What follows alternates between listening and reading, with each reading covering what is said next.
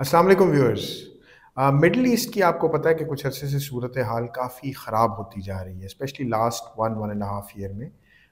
Middle east के जो events हैं उन्होंने अक्रॉस द वर्ल्ड बहुत सारे जो है लोगों को परेशान कर दिया है, डिसअपॉइंट कर दिया है, डिजेक्ट कर दिया है।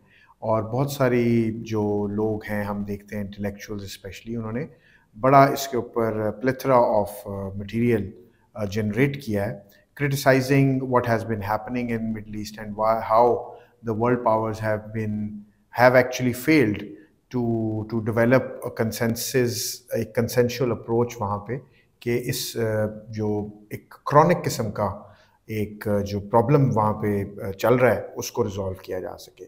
एनीवेज, ये जो रिसेंट सीरिया में इवेंट्स हुए हैं जिसमें बशर अल असद सीरिया से चले गए हैं और इसने एक नया टर्न दे दिया है मिडल ईस्ट क्राइसिस को।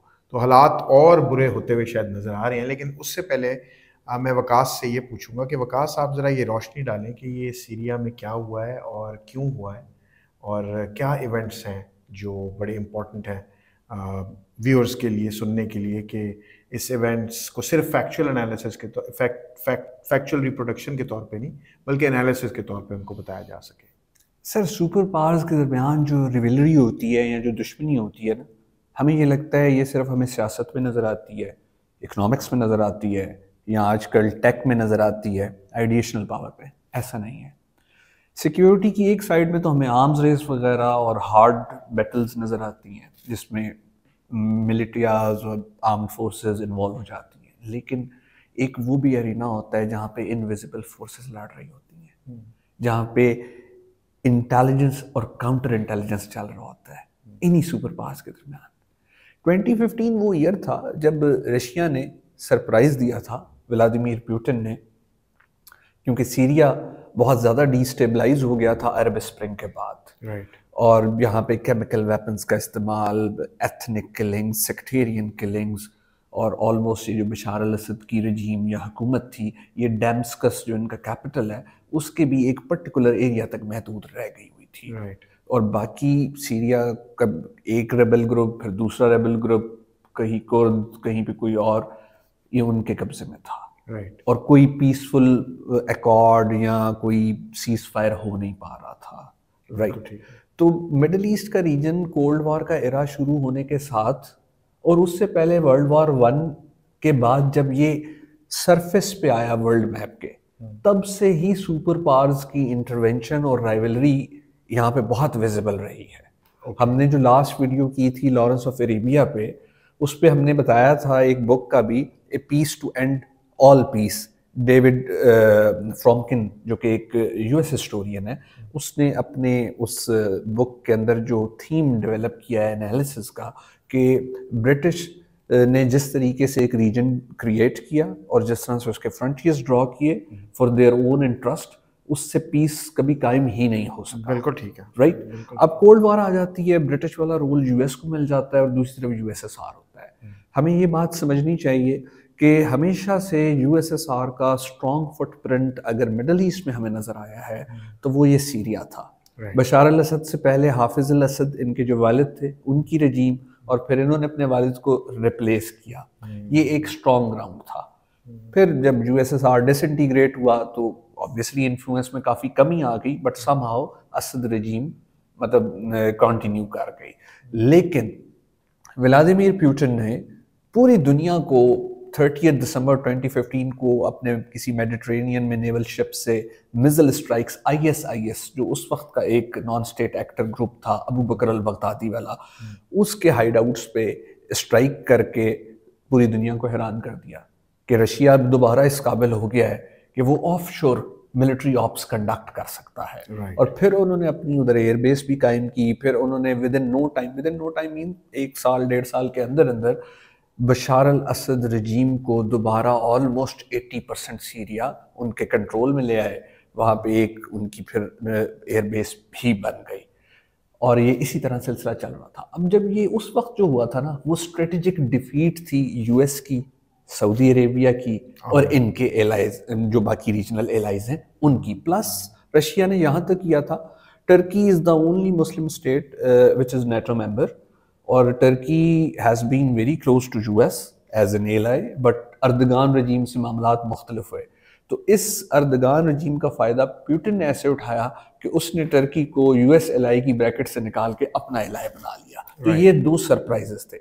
अब ये जो हुआ है अचानक समझ ही नहीं आया, एक हफ्ते के अंदर अंदर सब कुछ पैकअप, यानी एक स्टैब्लिश्ड रजीम जिसके पास आर्म्ड फोर्सेस भी हैं, जिसके पास एक फॉरेन सुपर पावर की सपोर्ट भी है, जिसके पास एक रेजिडेंट एयरबेस भी है उस फॉरेन सुपर पावर की, तो वो कैसे ख़त्म हो सकती है? राइट। तो ये एक्चुअली जो सरप्राइज दिया था रशिया ने यूएस और उसके एलाइज को, बिल्कुल वैसा ही सरप्राइज दिया यूएस और उसके एलाइज ने अब रशिया को। और बिहाइंड द सीन जो एजेंसीज हैं, intelligence agency like CIA and others, ये अपने जॉइंट कॉपरेशन से अपनी एसेट बिल्डिंग करती हैं, अपनी मिस्टेक्स से लर्न करती हैं, एक नया नेटवर्क जनरेट करती हैं, और जब एसेट बिल्डिंग मुकम्मल हो जाती है तो ये फिर बेहतर वक्त का इंतज़ार करती हैं कि कब इन्हें एक्टिवेट करना है। बिल्कुल ठीक। तो ये हुआ है, ये स्ट्रेटेजिक डिफीट है रशिया की, ईरान की और उनके एलाइज की। बिल्कुल ठीक है, बिल्कुल ठीक। अच्छा वकास, इसकी जो ये टाइमिंग है जिस वक्त ये वाक़या हुआ है अभी, इसकी क्या अहमियत है मिडल ईस्ट? टाइमिंग की तो बहुत ज़्यादा अहमियत है। वो ज़रा एक्सप्लेन करें। वो इसलिए अहमियत है कि आप देखें यूएस में नवंबर में इलेक्शन होता है, बिल्कुल ठीक है, डोनाल्ड ट्रंप प्रेसिडेंट इलेक्ट हो जाते हैं, बिल्कुल ठीक। उनकी गुफ्तगू के जितनी भी ट्रेसेस सामने आते हैं उससे बज़ाहिर ये तासुर मिलता है कि वो और कुछ करें ना करें, उन्होंने यूक्रेन वाला इशू सम हाउस सेटल कर देना। ठीक है।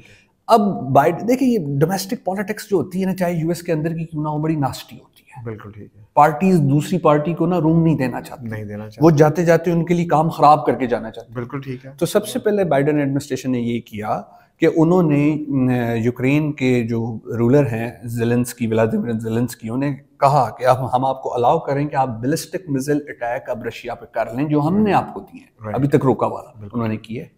ठीक। और फिर सीरिया वाला हो जाता है 1 महीने या 20-25 दिन के साइकिल के अंदर अंदर। तो इधर कॉमन फैक्टर जो डॉट कनेक्टिंग में कनेक्ट होता है ना, वो है रशिया।